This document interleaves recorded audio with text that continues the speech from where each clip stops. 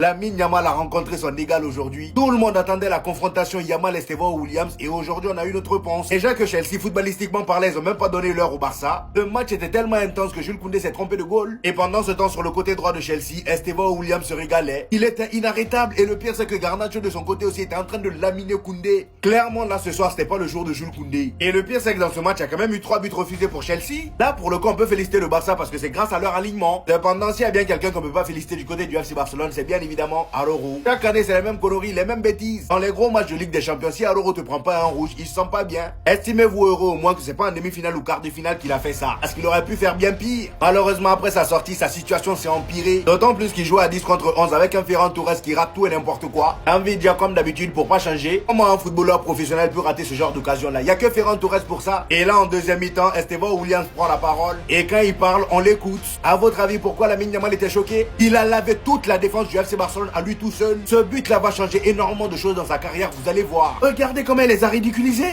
Lamine n'en revenait même pas. Non, le petit, il est fort. Il est fort. Déjà qu'avec le Brésil, on voyait à quel point il prenait vraiment de la place. Le gars, il est venu, il s'est imposé direct du haut de ses 18 ans. Normalement, c'est lui maintenant qui tire les pénaltys devant Vinicius, Casemiro, tout ça. Et là, face à une équipe du FC Barcelone, il s'amuse. Malheureusement, les joueurs tauliers du FC Barcelone n'ont rien pu faire aujourd'hui. Firmin Lopez, complètement transparent. Le milieu du Barça s'est fait bouffer tout le long. Frankie de Jong, pas très physique. Eric Garcia, même, il a joué.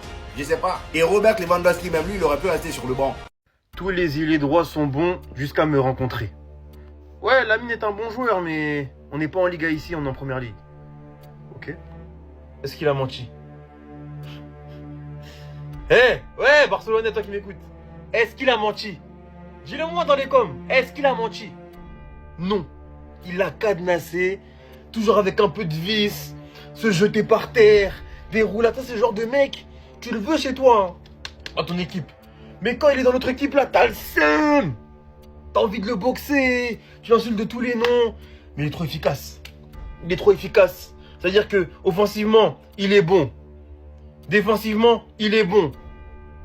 Dans le volume de course, dans la capacité à répéter les efforts, il est bon.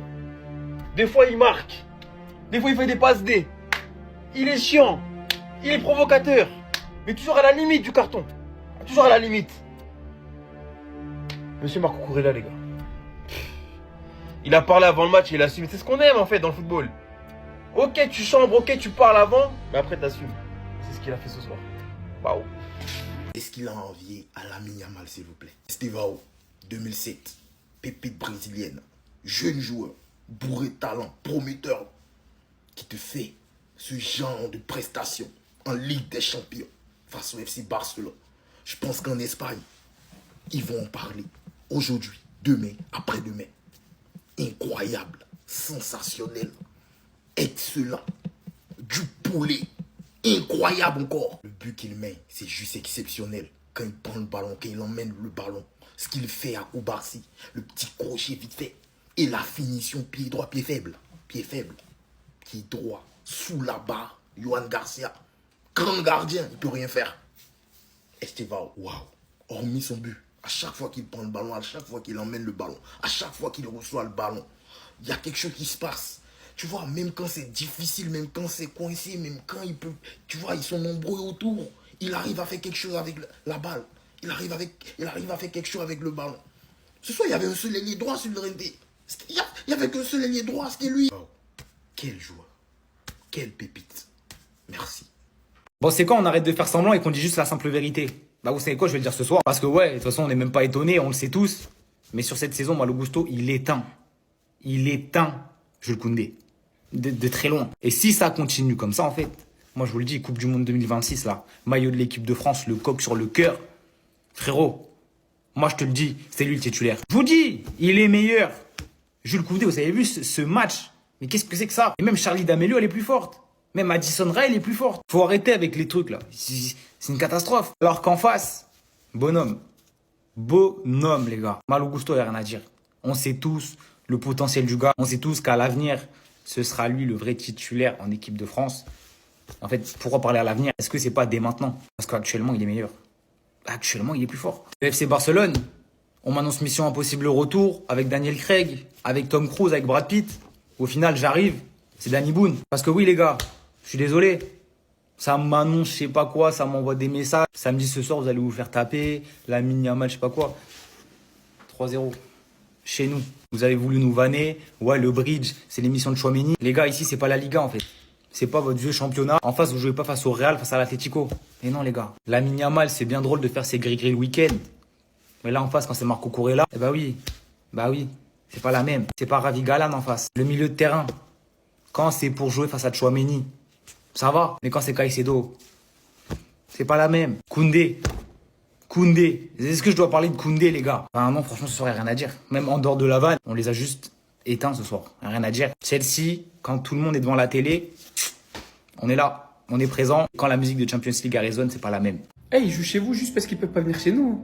Estevao, il joue à Chelsea parce qu'on n'a pas de sous. Et Cucurella parce qu'il puait trop la merde quand il était chez nous. C'est vrai ce que je vous dis, hein. C'est les déclarations d'Estevao. Je suis un fan du FC Barcelone et mon rêve est de jouer là-bas un jour. Dites-vous, ce mec-là, il puait la merde chez nous. Il est parti jouer à Retafe, à Eibar. Et aujourd'hui, il est tellement détestable pour tellement de monde qu'il y a des humains qui pensent qu'à part Nuno Mendes, il y a un latéral gauche qui est plus fort que lui. Non, je fais le haineux pour rigoler, parce que j'ai la haine. Mais Estevao, il fait un match de porc. Son but, j'en parle même pas.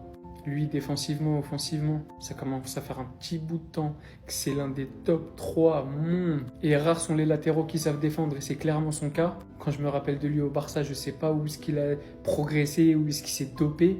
Et alors lui, quand je repense au flop que c'était à son arrivée, on riait du prix de son transfert. Et aujourd'hui, c'est peut-être le meilleur 6 récupérateur qui existe au monde. En termes de récupération de balles, de chien de la casse, de calme, de présence, d'oppression de l'adversaire, d'agressivité, je dirais même d'agression. On en arrive presque à considérer qu'il coûtait pas assez cher. Non, aujourd'hui, je ferai pas de débrief sur les Barcelonais. Il n'y a aucun joueur qui mérite ma salive, mon attention, mon temps, mon amour. Je le fais pas souvent. Mais les joueurs de Chelsea aujourd'hui, ils méritent. Et je ne cite que, bien évidemment, mais il y en a bien d'autres qui brillent, qui ont brillé ce soir. Et même si on se rend pas compte, et même si c'était clairement le meilleur match de la saison de Chelsea, dans le contenu, il y a beaucoup de joueurs à Chelsea qui sont titulaires dans beaucoup de clubs. Beaucoup. Et c'est pas un hasard si dans les gros matchs, ils font des aussi grosses performances. Ils ont d'excellents joueurs, faut le souligner. Ils recrutent bizarrement comparé aux autres, mais au final, est-ce que c'est pas eux qui ont raison? Les gars, voilà ce qui se passe quand le Barça sort de la Liga.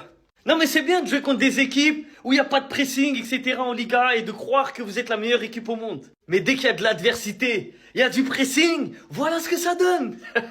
Le Barça a pris l'eau à Chelsea, les gars. Tous les joueurs du Barça, ils ont été invisibles, les gars. Et ne commencez pas à dire c'est l'arbitre qui a tué le match, je sais pas quoi, c'est faux. Chelsea a été meilleur de la première à la dernière minute. Ils étaient tellement concentrés. Hein? Waouh, le football total. Franchement, c'est le football que j'aime. Ce que Chelsea ils ont proposé ce soir, c'est magnifique. Un pressing à 11, une concentration extrême, tactiquement en place, solide. Et même avant le carton rouge, les gars, Chelsea était au-dessus. Les 45 premières minutes, quand ils étaient à 11 contre 11, Chelsea ils étaient déjà en train d'écraser le Barça. Les Barcelonais, il n'y a aucune excuse à trouver, les gars. Chelsea, ils sont meilleurs que le Barça. Fin. Ça sert à rien de dire ça. Ils sont meilleurs, ils vous ont écrasé. Cette photo-là, elle reflète le match. Et c'est pas parce que vous êtes supporter du Barça que vous ne devez pas l'accepter. Ouvrez les yeux, regardez le match. Ça a été clair. Félicitations à Chelsea. Ils ont donné une leçon de football au Barça, tout simplement. Stéphane dit Messinho. Les gars, son surnom c'est Messinho et c'est pas pour rien. Quel match, quel crack. Magnifique. Stéphane, mais qu'est-ce qu'il nous a pondu comme match? Les gars, son but, il dribble avec une facilité dans la surface. Il met une lucarne pied droit sous la barre. Wesh, il s'est clairement amusé avec le Barça aujourd'hui. On n'a pas vu Yamal. Je suis désolé, vous allez dire on compare. Les gars, Yamal aujourd'hui 0, Stéphane 10. Qui peut venir ici et dire l'inverse sur ce match-là, sur les 90 minutes? Arrêtez de ramener tout le temps les matchs d'avant. Aujourd'hui, Stéphane, il a éteint Yamal. Il a montré la pépite qu'il était. Aujourd'hui, on l'a vu en 10. Il était chaud de fou. Il était ailier droit. Il était chaud de fou. Les gars, les gars, c'est sa première saison en Europe. Il vient en Europe, Première Ligue, Champions League. Il montre qu'il a les épaules. Son transfert, là, il est déjà rentabilisé. Ça y est, Chelsea, ils ont gagné. Et pourtant, Baldé, il fait un bon match, les gars. Mais la vérité, Stéphano, waouh. Il mérite son surnom. Messinho. Le petit Messi, c'est réel. S'il continue comme ça, en tout cas, il va faire mal. Et même au Brésil, les gars, Vinicius, ça y est. C'est pas n'importe quel Brésilien, les gars. C'est pas n'importe quel Brésilien.